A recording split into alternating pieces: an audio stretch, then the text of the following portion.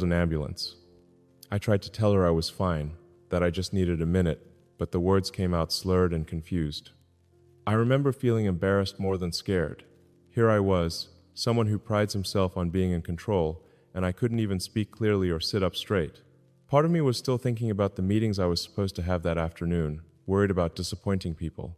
The paramedics arrived and immediately started checking my vital signs. My blood pressure was dangerously high, 180 over 120. My heart rate was erratic, jumping between racing and skipping beats. They said I was showing signs of severe exhaustion and stress-related complications that could lead to a heart attack or stroke. One of the paramedics, a woman probably in her 50s, looked me in the eye and said, "Sir, your body is in crisis mode. We need to get you to the hospital immediately." That's when reality hit me. I wasn't invincible. I wasn't immune to the consequences of treating my body like a machine that could run indefinitely without maintenance. In the ambulance on the way to the hospital, I kept drifting in and out of consciousness. All I could think about was how stupid I'd been.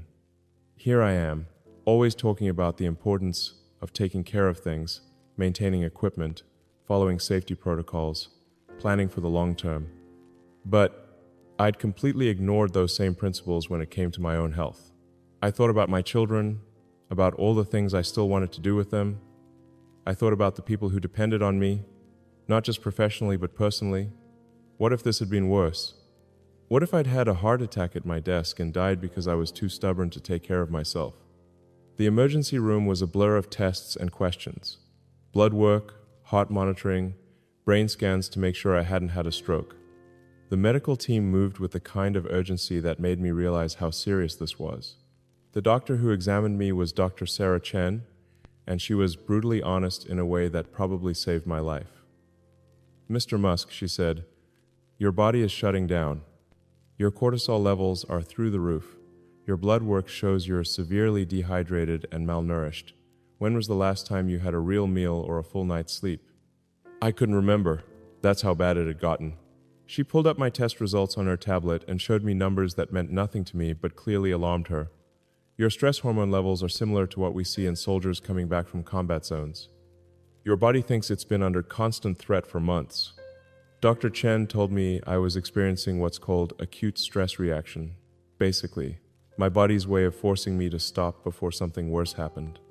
She said if I'd continued the way I was going, I could have had a heart attack or stroke within weeks. "You're 53 years old," she said. "Your body isn't 25 anymore. The recovery time from stress and sleep deprivation gets longer as you age. You can't keep running it into the ground and expect it to keep working." That hit me harder than any business failure ever had. She explained something that nobody had ever told me clearly before. "Stress isn't just feeling overwhelmed," she said. "It's a physical process that affects every organ in your body. When you're constantly stressed, your body produces hormones like cortisol and adrenaline that are meant to help you handle short-term emergencies." Dr. Chen drew a simple diagram showing how chronic stress affects the body. But when those stress hormones stay elevated for months, they start damaging your heart, your blood vessels, your immune system, your digestive system, even your brain. You become more prone to infections, injuries, depression, anxiety, and serious cardiovascular problems. She told me that people my age who maintain chronic high stress levels have significantly higher rates of heart disease, stroke, diabetes, and early death. Think of it like running your car engine in the red zone. She said, "You might get more speed temporarily, but you're destroying the engine. Eventually, it's going to break down completely." That analogy made sense to me in a way that all the previous warnings about work-life balance never had. I spent 3 days in the hospital. 3 days of forced rest, IV fluids to rehydrate me, proper meals brought on schedule, and a lot of time to think about what had brought me to that point. The first night was the hardest. I kept wanting to check my phone, to respond to messages, to stay connected to everything that seemed urgent. But the nurses had strict orders: no work, no stress, complete rest. By the second day, something strange started happening. For the first time in months, my mind felt clear. I could think about problems without feeling panicked. I could have conversations without constantly checking the time or thinking about what I needed to do next. It was like I'd been living in a fog of exhaustion and stress for so long that I'd forgotten what normal felt like. During my stay, I started talking to other patients and hospital staff about stress and overwork. What I discovered surprised me. Almost everyone had a story about pushing too hard and paying the price, sometimes a minor price like constant exhaustion or frequent illnesses, sometimes a major price like heart attacks, strokes, or severe depression. My roommate was a 62-year-old man named Frank who'd had a mild heart attack. He told me he'd been working 60-hour weeks for years as an accountant, convinced that he couldn't slow down until he retired. "The funny thing is," Frank said, "I thought I was being responsible by working so hard. I was providing for my family, building up savings for retirement. But what I was really doing was gambling with the years I'd have to enjoy retirement." Frank's heart attack had happened during tax season, his busiest time of year. He'd been working 16-hour days for 2 months, eating fast food at his desk, and sleeping 4 hours a night. "My wife kept telling me to slow down," he said. "My kids kept asking me to come to their games and concerts. I kept saying after tax season or after we finish this big project, but there was always another busy season, another big project." The morning of his heart attack, Frank had felt chest pain but ignored it because he had client deadlines. It wasn't until the pain became unbearable that he finally went to the hospital. "Now I'm looking at months of recovery and cardiac rehabilitation," he said. "All those extra hours I worked, they don't matter now. My clients found other accountants. The world didn't end because I wasn't available, but my health almost did." I also met a nurse named Patricia, who'd been working in the cardiac unit for 20 years. She told me that the majority of heart attack patients she sees are people between 50 and 65 who've been under chronic work stress. "They all say the same thing," Patricia told me. "I thought I could handle it. I thought I was tougher than that. I thought I had time to take care of my health later." She said that many of these patients are successful people, executives, doctors, lawyers, small business owners, who've been rewarded their whole careers for working harder than everyone else. The problem is that the same drive that makes people successful can also kill them if they don't learn to manage it. Patricia explained, "Your body doesn't care how important your work is. It has limits, and when you exceed those limits consistently, it breaks down." Patricia shared something that really stuck with me. She said that the patients who recover best aren't necessarily the youngest or the healthiest. They're the ones who use their health scare as a wake-up call to change their entire approach to life. The patients who go right back to their old habits usually end up back here within a year or two, she said. But the ones who really change, who learn to prioritize their health, who set boundaries around work, who invest in relationships and hobbies, they often tell me later that their heart attack was the best thing that ever happened to them. During my second day in the hospital, Dr. Chen brought in a cardiologist to explain the long-term risks I was facing if I didn't change my lifestyle. Dr. Rodriguez was probably in his 60s, and he spoke with the authority of someone who'd seen too many preventable tragedies. "The human body is remarkably resilient," he said, "but it's not infinitely resilient. Every day of chronic stress, poor sleep, and inadequate nutrition creates small amounts of damage throughout your system. Usually, that damage accumulates slowly and invisibly until suddenly it reaches a tipping point." He showed me charts of what happens to the cardiovascular system under chronic stress. Blood pressure rises, arteries become inflamed, the heart works harder to pump blood through constricted vessels. Over time, this leads to heart disease, stroke, and organ failure. "The good news," Dr. Rodriguez said, "is that much of this damage is reversible if you make changes now. The bad news is that if you don't make changes, you're likely looking at serious cardiovascular events within the next few years." He told me about patients he'd treated who ignored warning signs like mine. Some had heart attacks in their 50s, others had strokes that left them permanently disabled. Still others developed diabetes or other chronic conditions that dramatically reduced their quality of life.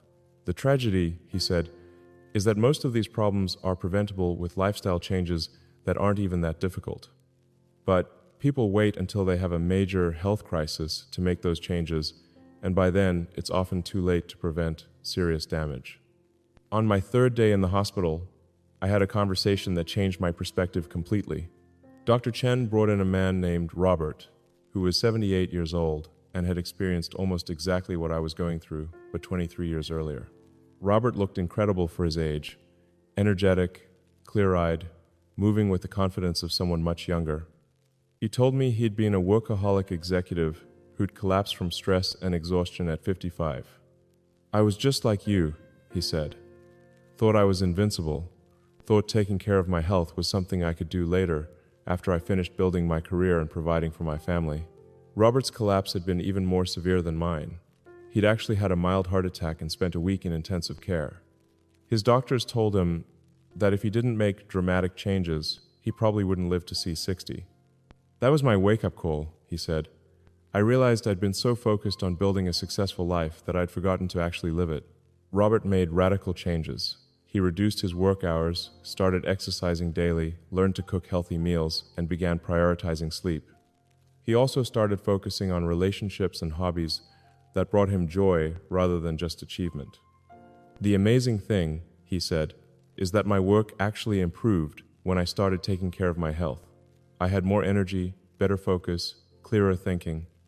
I made better decisions because I wasn't constantly operating in crisis mode." Robert had been retired for 13 years, but was still active and healthy. He volunteered, traveled with his wife, spent time with his grandchildren, and pursued interests he'd never had time for during his workaholic years. "I've had 23 extra years that I wouldn't have had if I'd continued on the path I was on," he said. 23 years of good health, good relationships, and genuine happiness. That heart attack was the best thing that ever happened to me because it forced me to learn what really matters. Robert's story gave me hope, but it also made me realize how much time I'd already wasted ignoring my health. How many years had I spent being less effective than I could have been because I was constantly exhausted? How many moments with family and friends had I missed because I was too stressed and distracted to be present? I also met Margaret, a 67-year-old woman who'd been visiting her husband in the cardiac unit.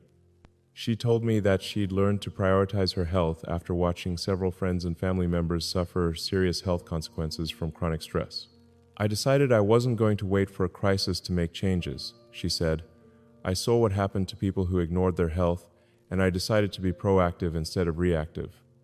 Margaret had developed what she called her non-negotiable health habits.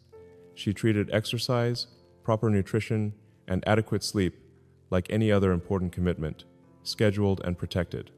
"I schedule my exercise, my meals, and my sleep, just like I schedule meetings," she said. "They're not optional. They're not things I do if I have extra time. They're the foundation that makes everything else possible." Margaret explained that treating health as a priority rather than an afterthought had actually made her more productive and successful in other areas of life. "When I'm well rested and healthy, I can accomplish more in 6 focused hours than I used to accomplish in 10 exhausted hours." She also talked about how prioritizing her health had improved her relationships. "When I'm not constantly stressed and tired, I'm more patient with people. I listen better. I'm more present for the people I care about." These conversations made me realize that my hospital stay wasn't just about me. It was about the example I set for other people, especially younger people, who might think that sacrificing health for success is admirable or necessary. It's not admirable, it's not necessary, and it's not sustainable. On my last day in the hospital, Dr. Chen gave me a comprehensive plan for recovery and prevention. But before she talked about diet and exercise and medication, she talked about mindset. "The biggest challenge you'll face," she said, "isn't following a diet or exercise program. It's changing the beliefs that got you here in the first place." She explained that many high-achieving people have what she called martyrdom thinking, the belief that suffering for work makes you more valuable, that sacrificing your health proves your dedication, that taking care of yourself is selfish or weak. "You need to understand that taking care of your health isn't selfish," Dr. Chen said. "It's responsible. It's how you ensure that you'll be able to contribute for the long term rather than burning out early." She gave me a different way to think about health maintenance. Think of it as an investment, not an expense. The time and energy you put into staying healthy will be returned to you multiplied in better performance, clearer thinking, more energy, and more years of productive life. Dr. Chen also talked about the ripple effects of health choices. When you take care of your health, you're not just helping yourself. You're reducing the burden on your family, you're modeling good behaviors for younger people, you're ensuring you'll be available for people who depend on you. Since leaving the hospital, I've made changes that I should have made years ago, but I want to be honest about how difficult it's been. Changing lifelong habits isn't easy, especially when those habits have been rewarded professionally and socially. The first change was sleep. I committed to sleeping 7 hours a night, no exceptions. This meant saying no to some late-night meetings and social events. It meant setting boundaries that felt uncomfortable at first. But the difference was almost immediate. After just 1 week of proper sleep, my thinking was clearer, my patience was better, and my energy was more consistent throughout the day. The second change was nutrition. Instead of surviving on coffee, snacks, and whatever was available in meetings, I started eating 3 real meals a day.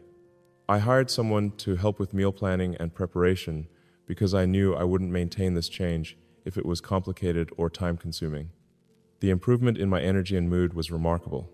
I hadn't realized how much my erratic eating patterns were affecting my mental clarity and emotional stability. The third change was exercise. I started with just 30 minutes of walking every morning. Nothing intense, nothing that required special equipment or gym memberships. Just a simple walk outside before starting work. This became my favorite part of the day. 30 minutes of quiet time to think, to notice the world around me, to transition from sleep to work in a healthy way. It gave me more energy for the rest of the day and helped me sleep better at night. The fourth change was boundaries. I stopped checking email after 8 p.m. and before 8 a.m. I blocked out time during the day for focused work without interruptions. I learned to delegate more effectively instead of trying to handle everything myself. These boundaries felt scary at first. I worried that people would think I was lazy or uncommitted, but the opposite happened. When I was more rested and focused during my working hours, I was actually more effective and valuable to the people I work with. The most surprising change was in my relationships. When I wasn't constantly exhausted and stressed, I became more patient, more present, and more enjoyable to be around. My conversations with family and friends became deeper and more meaningful because I had the mental and emotional energy to really engage. But I want to be honest about the challenges too. There are still days when I'm tempted to skip exercise or stay up late working on something that seems. The British government started with all the same friendly language we're hearing here. They said it would streamline services, enhance security, and prevent another scandal like what happened to the Caribbean immigrants who couldn't prove their right to be in the country after living there for decades. They even claimed it would stop people from crossing the English Channel in small boats. Though, anyone with half a brain can see that's complete nonsense. People working in the underground economy aren't exactly worried about carrying official government identification. But here's where it gets disturbing, and why every American should be paying attention. The Brit Card isn't just about proving who you are online. It's about building a centralized, state-controlled digital identity system that connects your finances, your medical history, your travel movements, your social media activity, and even your real-world social interactions. It's like a digital dog collar, and once it's clipped around your neck, you can't take it off. Now, the British government is calling it optional for now. Sound familiar? Remember when they said the same thing about vaccine passports? Oh, it's just temporary, they said. Just for public health, they promised. Nobody's forcing you to get one, they insisted. But within weeks, you couldn't get into a restaurant or fly on an airplane without showing your papers. I'm pretty sure the Brit Card will be following exactly the same playbook. Once these systems are in place, they become incredibly easy to expand, quietly, incrementally, until suddenly you need your digital ID to apply for a job, then to rent an apartment, then to take public transportation, then to open a bank account.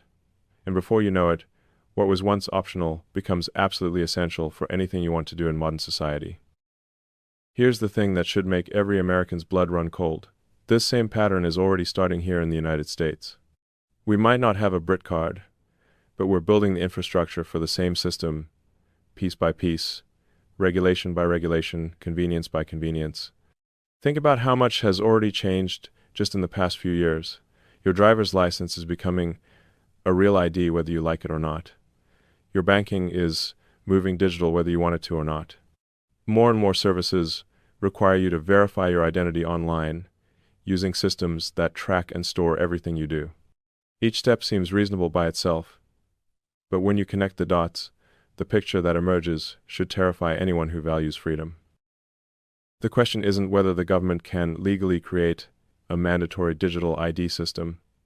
They can't just wave a magic wand and make it happen overnight. Any mandatory system would require new legislation, just like when they tried this before with the Identity Cards Act back in the 2000s in Britain, which, by the way, got repealed because people fought back against it. But here's what's different now. They don't need to make it legally mandatory if they can make it practically impossible to live without. And that's exactly what's happening. Look around you. How much of your life already depends on digital systems? Your banking, your healthcare, your shopping, your communication with family and friends. Each of these systems is already collecting data about you, already tracking your behavior, already building a profile of who you are and what you do. A unified digital ID doesn't create surveillance, it just makes the surveillance more efficient. And once that infrastructure is in place, flipping the switch from optional to required becomes as simple as changing a few lines of code. No dramatic legislation needed. No big announcements. Just quiet changes to terms of service and compliance requirements that make it impossible to function in modern society without your digital papers. This is what I call the incremental trap, and it's how every surveillance state in history has been built, not through dramatic coups or sudden oppression, but through 1,000 small compromises that each seem reasonable by themselves. First, they make it convenient. Look how easy this is. No more waiting in lines or filling out paperwork. Then they make it preferred. You can still do things the old way, but the new way is so much faster. Then they make it standard. Most people are using the digital system now, so we're phasing out the old options. And finally, they make it mandatory. For security reasons, we now require digital verification for all transactions. Each step builds on the last, and each step normalizes a little more control, a little more surveillance, a little more dependency on systems you don't control and can't opt out of. By the time people realize what's happened, resistance is painted as extremism, and going back to the old way becomes practically impossible. We've seen this exact pattern with so many things that are now part of daily life. Remember when you could fly without showing identification? Remember when you could open a bank account with just a handshake and your word? Remember when you could use cash for everything and nobody thought it was suspicious? Each of those freedoms was traded away for promises of security and convenience, and each time we were told it would never be expanded beyond its original purpose. But that's not how power works. Power expands. It always expands. Give someone a tool for control, and they will find new ways to use it, no matter what they promised when you first handed it over. And that brings us to the most dangerous part of the digital ID system. It's not just about identification. It's about tying your identity to your money, and when the government controls both your identity and your money, they control you completely. This is where central bank digital currencies come into play, programmable money that can be turned on and off like a light switch. Imagine your bank account, but instead of being controlled by a private bank that at least has to compete for your business, it's controlled by the same government that decides what's acceptable speech, what's acceptable behavior, and what's acceptable thinking. With the digital ID tied to programmable money, here's what becomes possible. Your account gets flagged because you donated to the wrong political candidate. Your transactions get frozen because you attended the wrong rally. Your spending gets restricted because you bought too much of something the government thinks is bad for you. Your access to your own money gets cut off because you shared the wrong article on social media.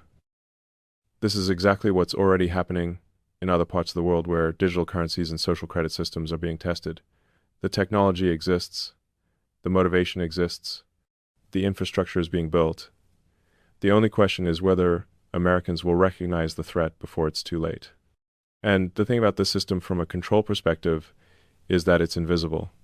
When they freeze your account, there's no dramatic arrest, no public trial, no obvious oppression that might spark sympathy or outrage.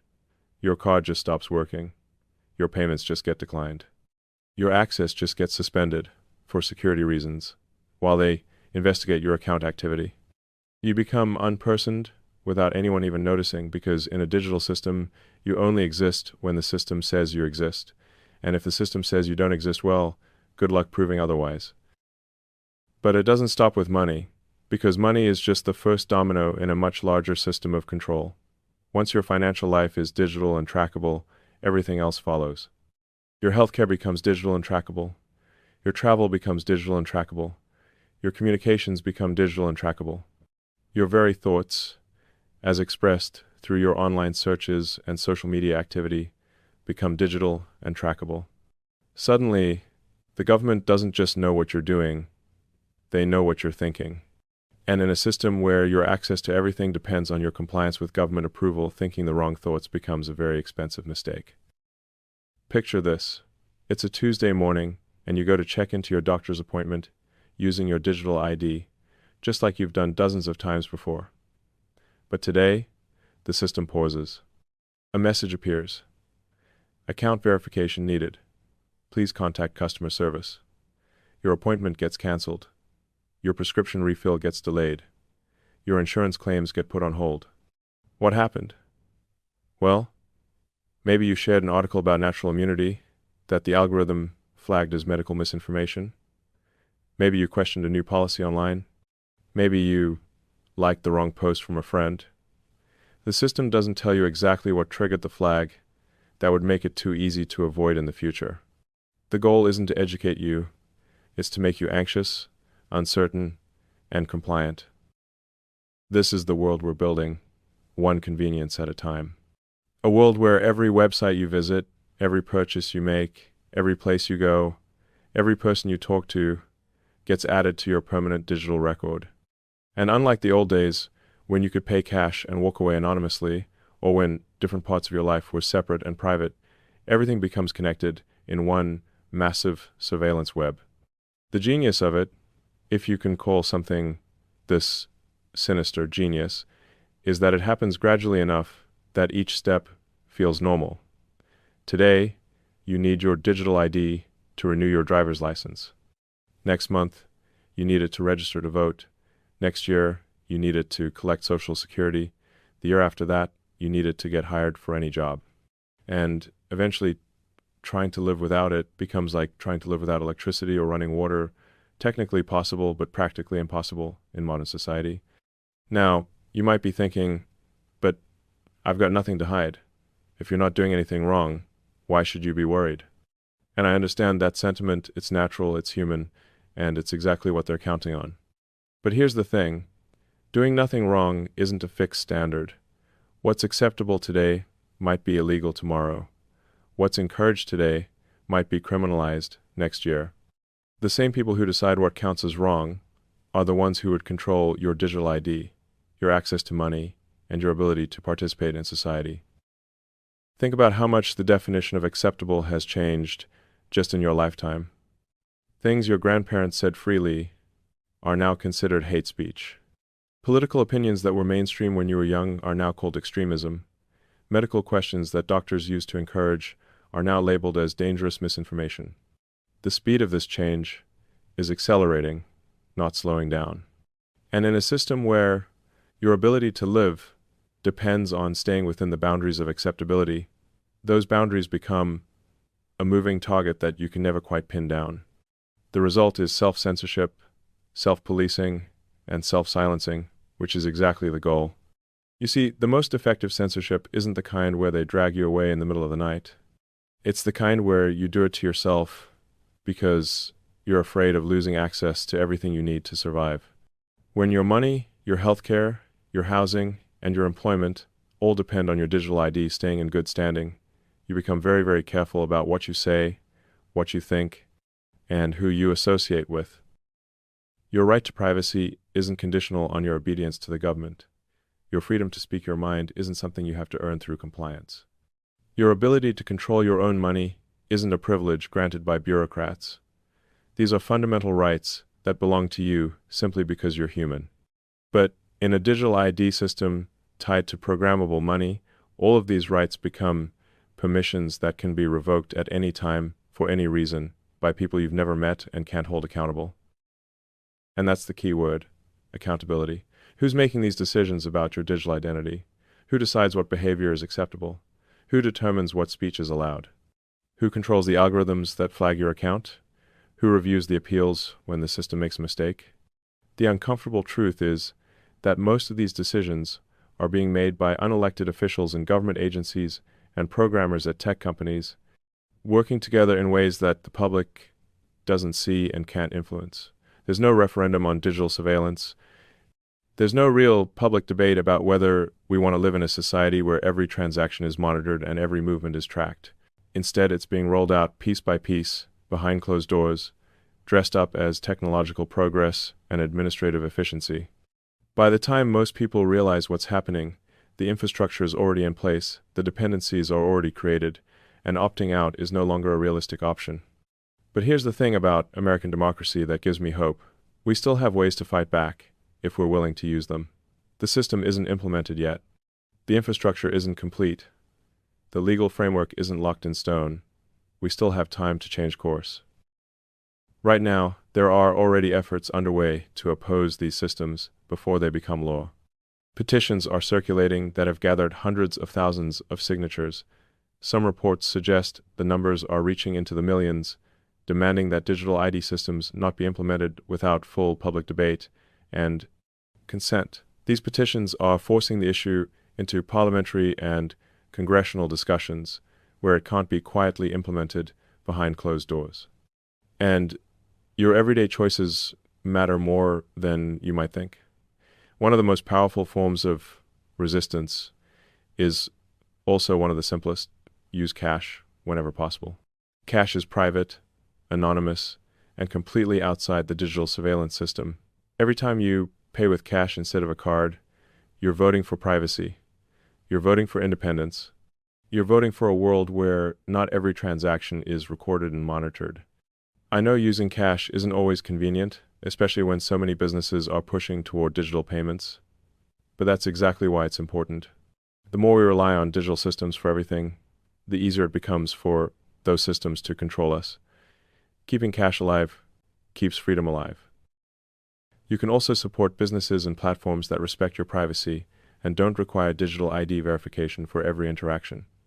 Vote with your wallet for companies that still believe in customer privacy. Use search engines that don't track you.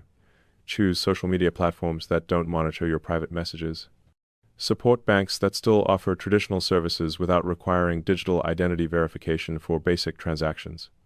And, perhaps most importantly, talk to your friends and family about these issues. One of the reasons these systems are being implemented so quietly is that most people don't understand what's happening or why it matters. They see digital convenience and think it sounds nice. They don't see the surveillance infrastructure being built around them. Help them understand that this isn't about technology, it's about power. It's about whether we want to live in a society